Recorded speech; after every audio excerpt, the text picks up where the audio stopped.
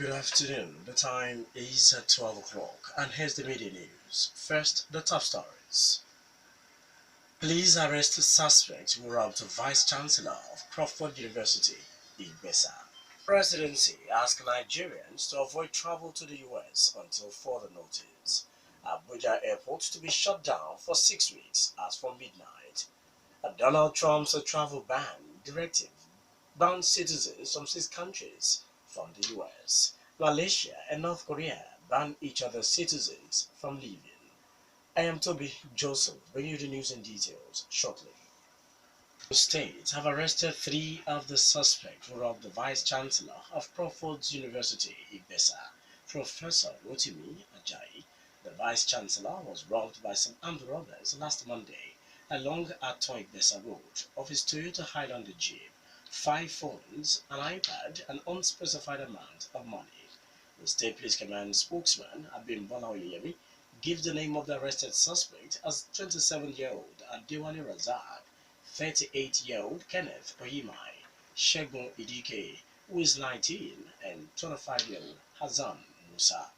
Oyeyemi explains that police operatives working on intelligence raided the hideout of the armed robbers at the Nigeria's border town of Seme and engaged them in a gun duel which lasted for about an hour, leading to the arrest of four of them. During the operation, four of the suspected members of the robbery gang were arrested by the policemen, while one suspect identified as Joseph Husu, who escaped with bullet wound, was later arrested at Ajashe in Benin Republic, where he went for treatment. He listed items recovered from the gang as 4-pump action rifle, one locally made pistol, and 30 live cartridges, while the snatched Toyota Jeep of the Vice Chancellor has been sold off by the suspect in Republic of Benin. Oyeyemi said the State Command is working in conjunction with security agencies in Benin Republic for possible recovery of the vehicle. Health workers at the Federal Medical Center in Diaba, Abeokuta, under the umbrella of the Nigerian Union of Allied Health Professionals, have joined their counterparts on the nationwide indefinite strike to compel the presidency to meet their demands. The health workers include physiotherapists, pharmacists, dietitians, medical laboratory scientists, optometrists, and radiographers. Others are the dental therapists, clinical psychologists, and medical social workers. When Roxy FM visited the hospital's laboratories and pharmacy physiotherapy units, only few of the striking workers were seen and were not attending to patients. The union's chairman at the hospital, Mr. Ramon Latif, says that some of the health workers reported for duty because the announcement of the strike was made over the weekend. A fresh queue of vehicles is building up at filling stations in Abuja. The lineup of vehicles waiting to buy petrol started building up on Monday morning and reached an embarrassing level by Monday evening. The few queues created traffic gridlock in the city, particularly on Obafemi Awolowo Way, Central Area, and Independence Avenue. But Nigerian National Petroleum Corporation says there is no cause for alarm. The corporation spokesman, Undo Ugamadu, blames the petrol scarcity on the strike by members of the Independent Petroleum Marketers Association of Nigeria, IPMAN. Ugamadu explains that top leaders of IPMAN, after meeting with NNPC Group Managing Director Mekante Baru, had agreed to call off the strike. Army Chief of Staff Lieutenant General Tuku Buratai has cautioned those agitating for the breakup of Nigeria to have a rethink. Buratai issued a caution while receiving the Millennium Hero Award from over 80 civil society organizations in Abuja, says the armed forces and other security agencies will defend the unity of Nigeria. He warns those working to destabilize Nigeria that they will have to wait for the next 3 or 4 millennium to actualize their agenda. Even then, Buratai explains that the future generation of military officers will frustrate any agenda to break up Nigeria. He said the military is taking steps to finally clear the northeast region of the remnants of Boko Haram fighters who are now on the run. Presidency has advised Nigerians not to travel to the US following the uncertainty about the immigration policy of the Donald Trump administration. Special Advisor to the President on Foreign Affairs and Diaspora, Mrs. Abike Dabiri Erewa, in a statement, says except for compelling or essential reasons, all planned trips to the US should be suspended. According to Dabiri Erewa, her office in the past weeks have been receiving cases of Nigerians with valid multiple entry US visas being denied entry at American airport. Affected persons, according to her, were sent back on the next available flight to Nigeria and had their visa cancelled. Of the estimated 2.1 billion African migrants in the US, 337,000 are Nigerians as of the year 2015. Former Governor Bala Ingelari of Adamawa State has been jailed 5 years in prison without an option of fine by Yola High Court for official corruption. Justice Nathan Musa found him guilty on the five-count charges filed against him by the Economic and Financial Crimes Commission (EFCC). The charges involved his awarding of contract totaling 167.8 million naira for the purchase of 25 official operational vehicles in violation of the Public Procurement Act. Two others charged along with him, former Finance Commissioner Sanda Lamodi and former Secretary to the State Government Ibrahim Welye, were discharged. Nnamdi Azikiwe International Airport, Abuja, will be formally shut down as from midnight for a 6-week repair of its runway. During the 6-week closure, Kaduna Airport will serve as an alternative airport.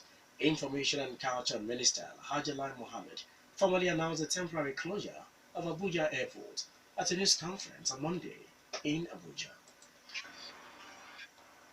Aviation Minister of State Hadi Sirika says that only one international airline has agreed to use Kaduna Airport during the 6-week closure of Abuja Airport. Meanwhile, Federal Airport Authority of Nigeria and the Nigerian Airspace Management Agency said the Kaduna Airport is ready for international operations. FAN Managing Director Saleh Dunoma assured that all necessary safety equipment had been installed at the Kaduna Airport for the takeoff as an alternative airport to the Abuja Airport. Also, NEMA Managing Director Fola Akinpotu says that mobile tower will be deployed to Kaduna Airport to complement the one on ground. You're still listening to the Midday News from Rock City 101.9 FM. Up next, we bring you foreign, business, and sport news. Please stay with us. US President Donald Trump has now signed a new executive order placing a 90-day ban on people from 6 million Muslim nations, including 3 African countries. Iraq has been removed from the list of countries contained in the previous 7-nation order. The previous order, which was blocked by a federal court, sparked confusion at airports and mass protest. In the new immigration policy, citizens of Iran, Libya, Syria, Somalia, Sudan, and Yemen, the other 6 countries on the original list, will once more be subject to a 90-day travel ban. Though the new order clearly states refugees already approved by the State Department will be allowed to enter, it also limits the number allowed in at 50,000 for the year. The new directive also lifts a blanket ban on all Syrian refugees, while green card holders, that is, legal permanent residents of the US from the named countries, will not be affected by the new order. The new order is set to take effect on the 16th of March. Militants in central Mali have attacked an army post near the border with Burkina Faso, killing 11 soldiers and wounding 5. The Malian army has sent reinforcements to the area to track down the attackers and assess the damage. The defense ministry says the attack took place on Sunday morning in a village where a Malian army contingent is based. Its spokesman says some soldiers who fled the attack ended up across the border in Burkina Faso. Last Thursday, 3 groups active in the Sahel region announced a merger to form one organization. North Korea and Malaysia banned each other's citizens from leaving their countries in a growing row over the killing of Kim Jong-un. The extraordinary tit-for-tat actions come amid North Korean fury at Malaysia's ongoing investigation into his death at the Kuala Lumpur airport. Both Malaysia and North Korea have already expelled each other's ambassadors. Malaysian Prime Minister Najib Razak, however, said preventing Malaysians from leaving North Korea was an abhorrent act, which was in total disregard of all international laws and diplomatic norms. Malaysian officials have said there are believed to be 11 Malaysian citizens currently in North Korea, mostly diplomats. They also estimate there are about 1,000 North Koreans currently in Malaysia. North Korea has firstly denied any accusations of culpability and the row over the killing, and who has the right to claim Mr. Kim's body has rapidly escalated over the past 2 weeks. In business, acting President Yemi Shimajo will today perform the groundbreaking of the Lagos-Ibadan segment of the Lagos-Kano Standard Gauge Rail project. The ceremony will take place at the Butemeta terminus of the Nigerian Railway Corporation at Butemeta in Lagos, with some state governors and captains of industry in attendance. The Lagos Port Complex at Apapa is to be connected to the rail project. Contract for the rail project have been awarded, while funds have been sourced from the Chinese Exim Bank for the financing of the project. Finally, the media news, sport news. Nigerian Super Eagles coach Geno Rohr has met with two players based in Germany, which are called up for Nigeria's upcoming matches. Nigeria will face Senegal and Burkina Faso in international friendlies later this month, and Rohr has included German-based Leon Balogun and Noah Baze in his selection. The coach was unable to watch Balogun in action for Mainz 05, as was suspended for the team's 1-1 draw with Wolfsburg.